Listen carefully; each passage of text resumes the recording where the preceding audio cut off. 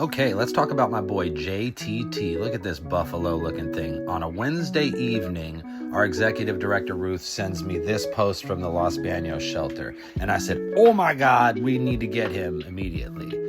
Ruth is a groomer amongst many other things, and we knew we could help this guy right away. And we both have taken on some of these heavy matting cases before, and we know that if it's this bad on the surface, then there's a whole lot going on underneath the hood. And yeah, we were absolutely correct. So Ruth got straight to the process of liberating him from his hair prison. And it was during this process I realized, oh man, this is a special dog.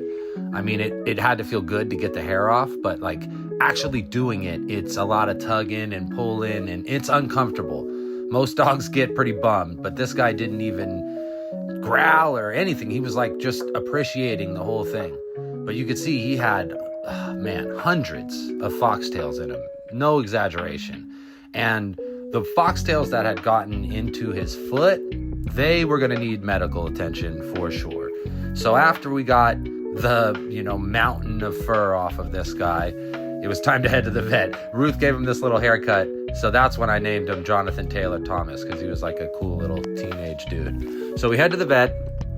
We weigh the guy, and he weighed 19.3 pounds, which is crazy because shelter paperwork had him listed as 39 pounds. That means he had 20 pounds of extra fur, a whole extra dog.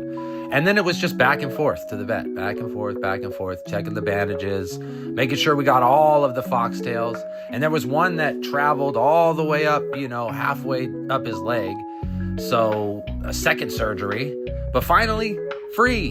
And my mother-in-law had recently lost a dog. I saw an opportunity to be able to keep this guy in the family.